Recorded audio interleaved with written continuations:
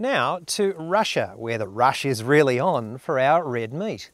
From Moscow to St. Petersburg, they value its quality and consistency. It's one of our newest and most exciting export markets, but there's competition and it hasn't always been a smooth ride. The GFC saw to that. James Fremantle reports on how our position is being reinforced one steak at a time. In the 5 years to 2008, the average personal income in Russia quadrupled, passing $500 a month. The increasing size and prosperity of the middle class in a country of 140 million people, and the reduction of its cattle herd by 2/3 since 1988, points to more imported beef on Russian tables and a positive outlook for Australian producers. Sales of price-sensitive, everyday beef are volatile, but the emergence of quality, steak-focused restaurants, particularly in affluent, populous Moscow and St. Petersburg, is generating an increase in demand for premium Australian chilled beef.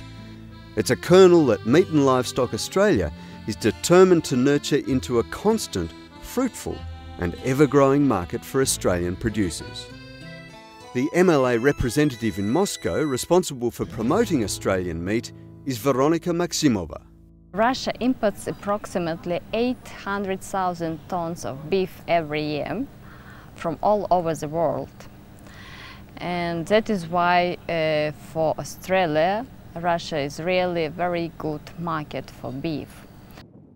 One Aussie producer who's dedicated to pleasing the senses of those discerning Russian customers is Richard Noble, who, with owner Charles Hanna, manages the Collie Creek Pastoral Company's 1,000 breeding cows. A consumer that knows what sort of beef that he or she buys wants a good eating experience. That's what it's all about. Beef producers like Richard here at Collie Creek on the Liverpool Plains in New South Wales naturally value input from discerning consumers. So a visit from steakhouse executive chefs and managers from Russia represents a valuable opportunity not only to promote, but also to learn more about what the market wants and likes.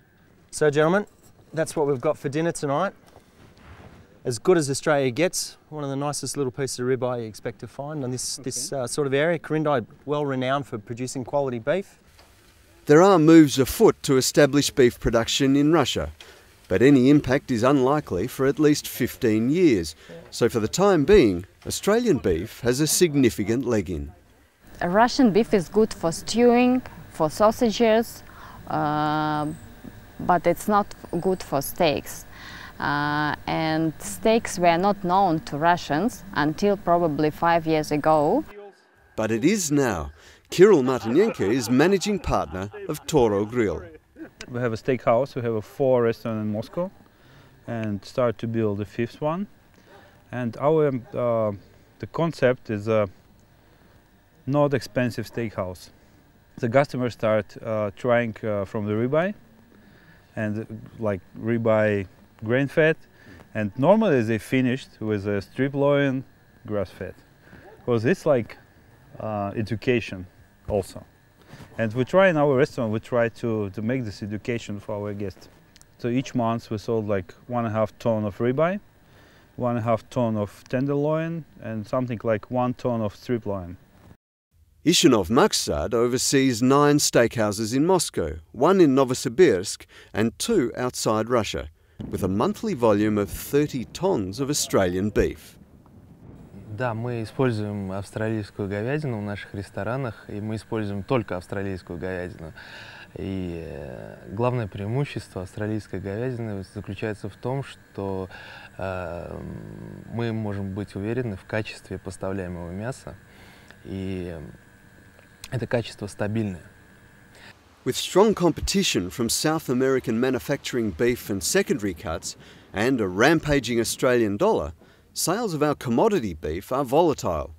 Throw in the global financial crisis and import quotas, and the climate becomes decidedly frosty. Despite the unpredictability, MLA sees current and future opportunities in sausage and small goods, chilled beef and restaurants. At the premium end, where the main competition comes from the United States, the challenge is in marketing and establishing relationships that last. At this point, the signs are good. It's very prestigious for Russians to eat Australian meat. That is why we can see very often in the menu they put that steak is produced from Australian meat. It's like VIP meat. MLA's VIPs, meanwhile, have the chance to witness the lifestyle of Collie Creek's cattle. We finish all of our product that goes into Cargill, these cattle here, these pens, 30 days before they will go to Cargill. So they'll be 120-day fed. The critical factor for eating quality for you guys in your restaurants is your consumer has to go away with a good eating experience. So for you to get that, we have to, when that steer there, when he's baby calf, he has to have a steady growth rate all the way through his whole life, right through to finishing here. Not up and down a curve. He has to have approximately 700 to 800 grams per day whole of life gain. The following day, the Russians head to Carrington Place in Newcastle for MLA project manager David Carew's rump seaming demonstration. Basically, the object of today is to break all of this whole rump up into individual muscles. I'm going to show you how simple that is. And really, it's just about following the natural seams that occur through the meat. Of course, there are multiple challenges to gaining free and full access to the Russian markets, but this MLA initiative focuses on educating high-end users, thus building brand awareness and nurturing that all-important brand loyalty. So there we have it. Out of one rump, we've come up with 5 distinct different meals, but then again, there's still options left to go because, of course, rather than doing this as an entree, we could also turn this into quite a successful stir-fry. The Russian Chef's Tour is one way to educate and build relationships with this promising marketplace. Since opening an office in Moscow in 2008, the year that Australia exported a record 72,000 tonnes of beef to Russia, MLA has put levies paid by Australia's cattle producers to good use, shoring up relationships and opening new doors. From educating chefs to building awareness through visual media and presence at trade shows like Prod Expo, inroads are being made one bite at a time. Because cut ribeye is, like each stupid monkey, can cut it and make it like this. It's more difficult, In the Russia, the level of cook education is very low, still very low. But when the Russians are talking about Australian beef, сегодня мы будем использовать рибай, австралийский рибай choice. learning about how it's grown and how it's best prepared and consumed for the most pleasurable eating experience, then Australian beef producers will be in perpetually greener pastures.